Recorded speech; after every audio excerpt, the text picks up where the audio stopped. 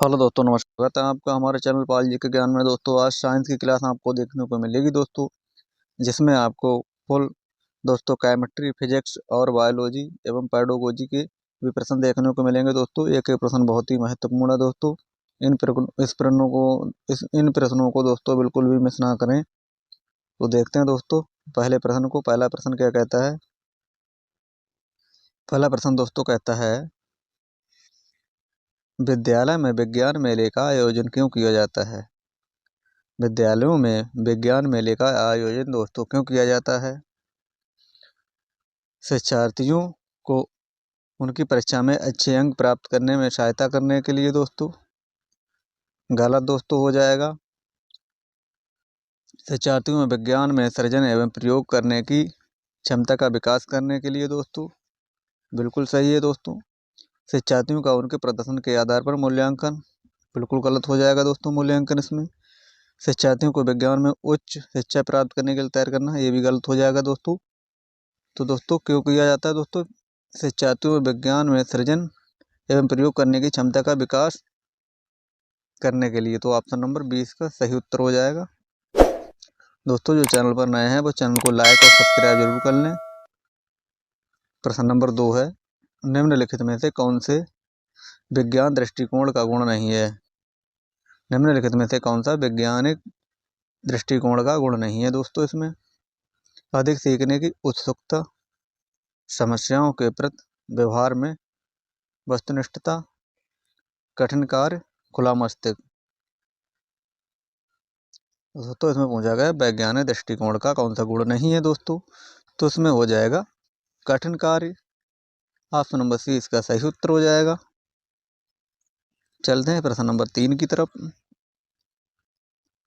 प्रश्न नंबर 3 कहता है, निम्नलिखित में से कौन सा समस्या समाधान विधि का एक चरण नहीं है? समस्या समाधान का कौन सा एक चरण नहीं है? समाधान का प्रयास करना, निष्कर्ष निकाला, अवलोकन, स्थिति की कल्पना करना। प्रश्न नंबर 3, तो समस्या समाधान विधि का चरण दोस्तों ये अवलोकन नहीं होगा। ऑप्शन नंबर सी इसका सही उत्तर हो जाएगा। चलते हैं दोस्तों प्रश्न नंबर 4 की तरफ। प्रश्न नंबर 4 क्या कहता है दोस्तों? इसमें कथन दिया गया है। दोस्तों इसमें कथन पूछा गया है, एक शिक्षक कक्षा में जली मोमबत्ती को मेज पर रखता है, उसके बाद एक जार से ढक देता है, तो कुछ देर बाद मोमबत्ती बुझ जाती है। मोमबत्ती के जलने के लिए हवा आवश्यक है। मोमबत्ती को जलते रहने के लिए ऑक्सीजन आवश्यक है। तो दोस्तों इसमें कौन सा उत्तर सही हो जाएगा आपको बताना है। सभी कथन अवलोकन है, सभी कथन अनुमान है, केवल कथन सी सही है। तो 4 का इसमें पूछा गया है दोस्तों केवल कथन एक अवलोकन है दोस्तों। इसमें जब ढक देंगे दोस्तों तो मोमबत्ती कुछ देर के बाद बुझ जाएगी। ऑप्शन नंबर ए इसका सही उत्तर हो जाएगा।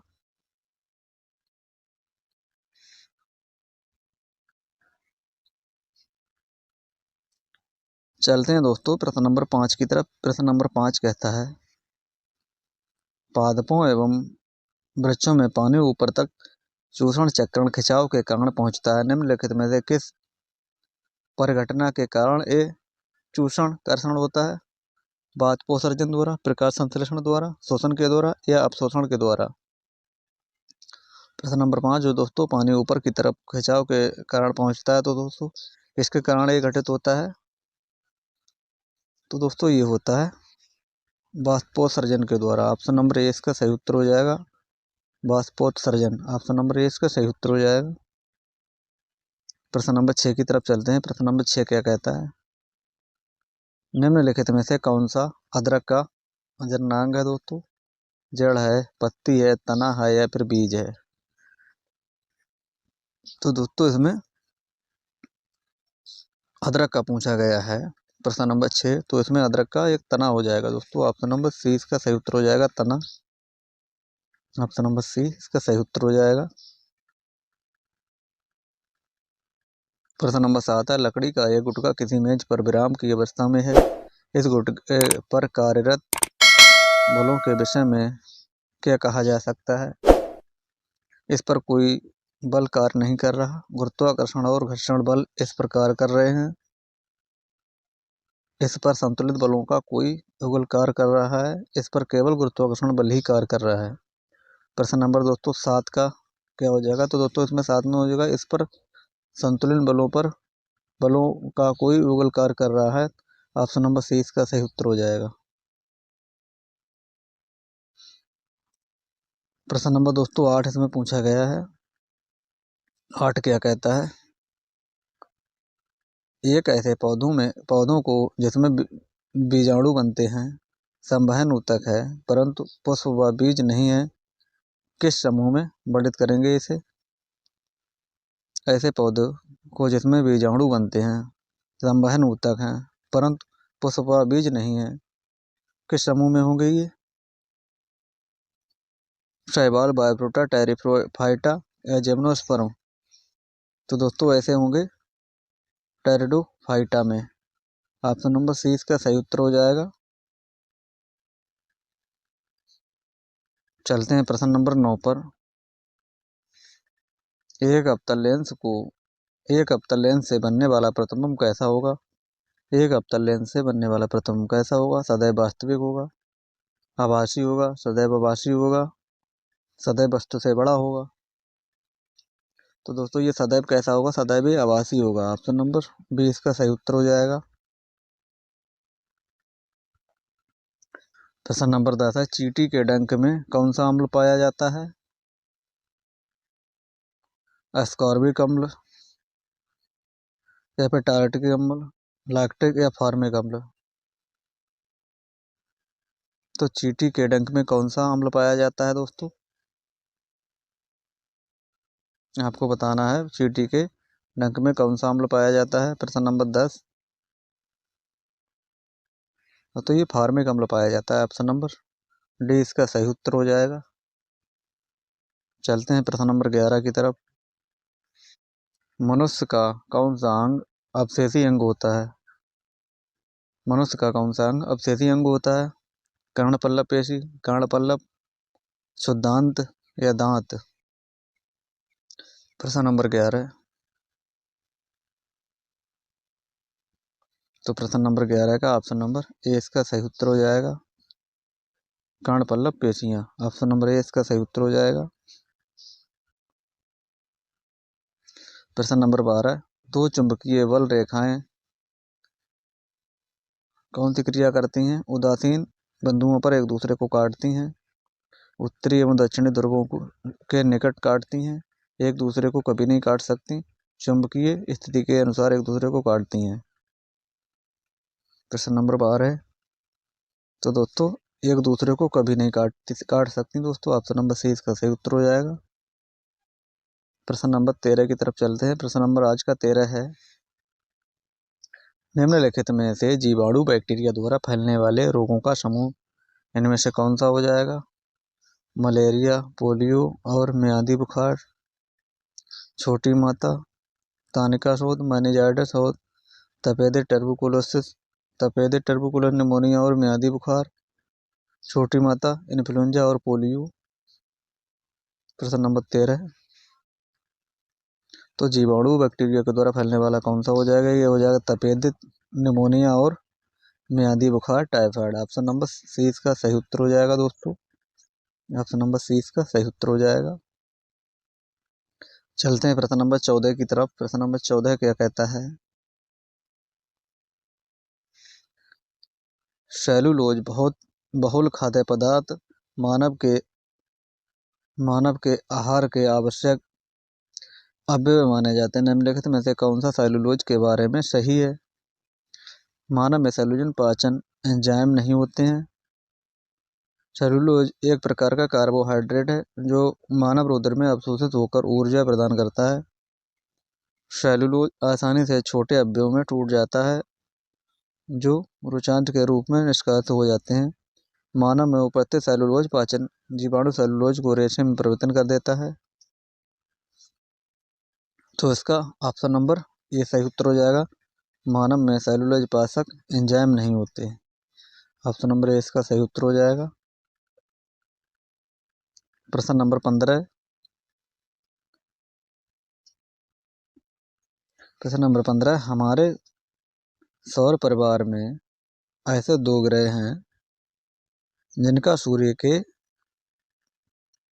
और परिक्रमण काल हमारी पृथ्वी के परिक्रमण काल की तुलना में छोटा है, परंतु इसका घूर्णन पृथ्वी के घूर्णन काल से बड़ा है। इन ग्रहों के क्या क्या नाम है दोस्तों? प्रश्न नंबर 15 है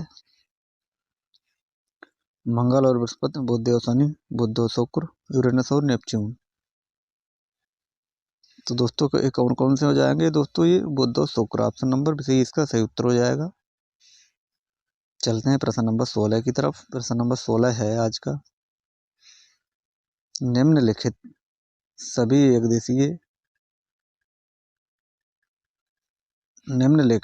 सभी एक कोशीय हैं सिवाय किसके? भ्रूण के, पैरामीशियम के, मुर्गी का अंडा, युग्मज के। तो दोस्तों सिवाय भ्रूण के, ऑप्शन नंबर ए इसका सही उत्तर हो जाएगा, भ्रूण।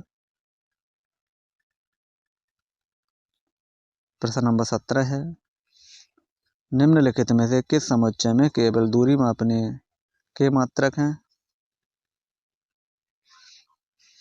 मीटर, हर्ट्ज, मीटर प्रकाश वर्ष, हर्ट्ज, बलशत वर्ष, प्रकाश वर्ष,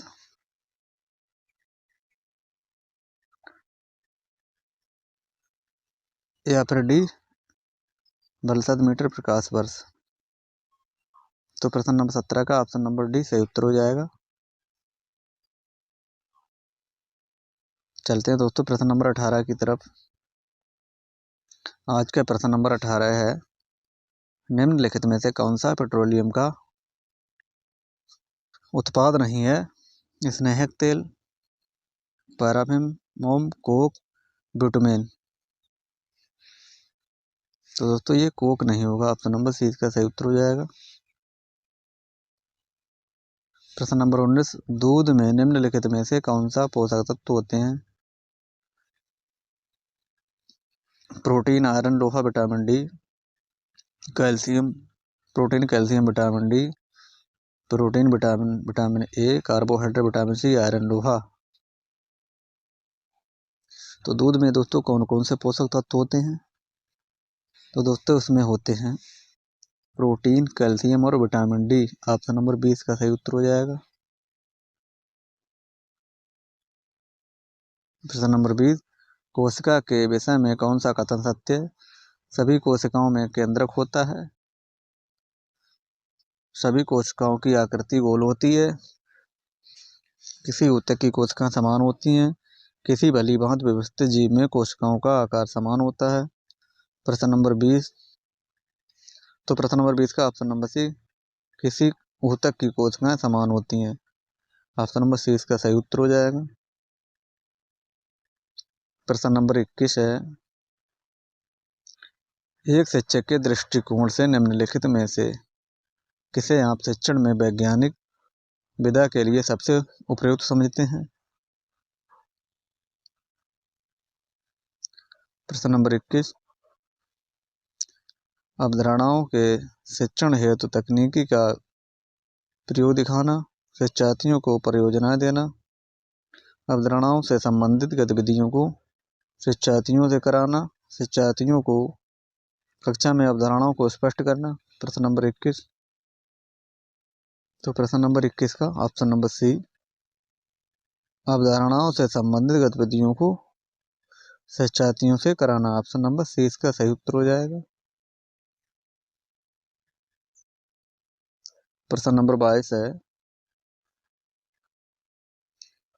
1 नैनोमीटर किसके बराबर होता है? A B C D 4 option दिए गए हैं दोस्तों, आपको बताना है 1 नैनोमीटर किसके बराबर होता है। तो दोस्तों जैसा कि आपको पता है 1 नैनोमीटर दोस्तों ऑप्शन नंबर ए इसका सही उत्तर हो जाएगा, जिसकी 7 सेंटीमीटर दोस्तों।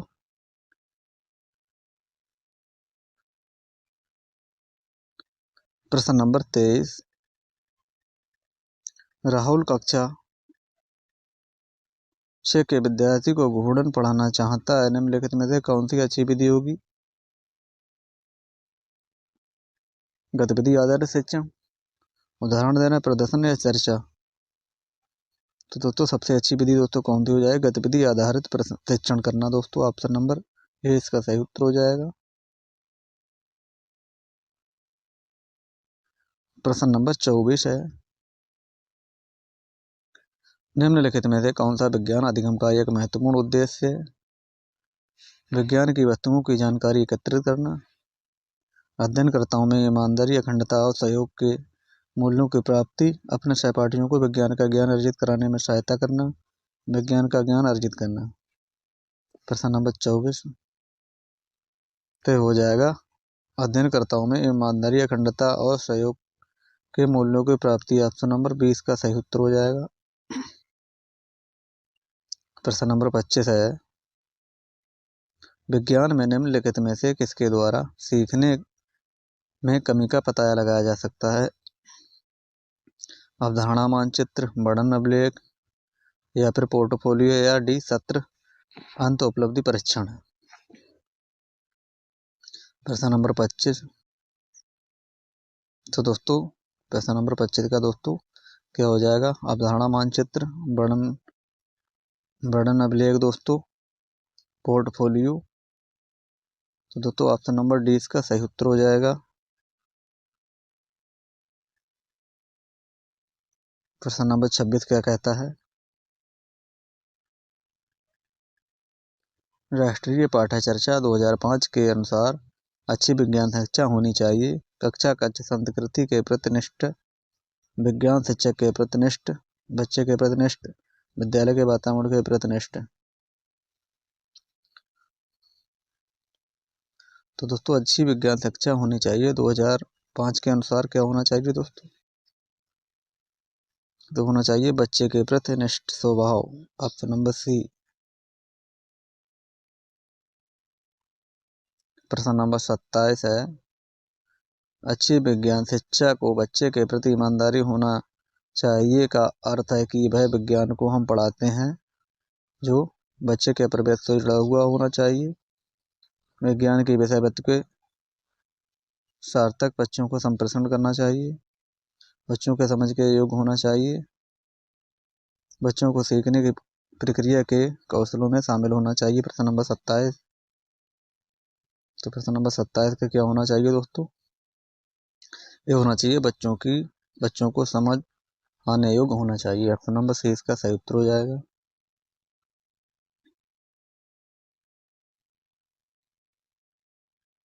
प्रश्न नंबर 28, राष्ट्रीय पाठ्यचर्या की रूपरेखा 2005 के अनुसार यह अनुशंसा है कि उच्च प्राथमिक स्तर पर विज्ञान शिक्षा को खाली जगह बल देना चाहिए। किस पर देना चाहिए दोस्तों? ये तो दोस्तों ये देना चाहिए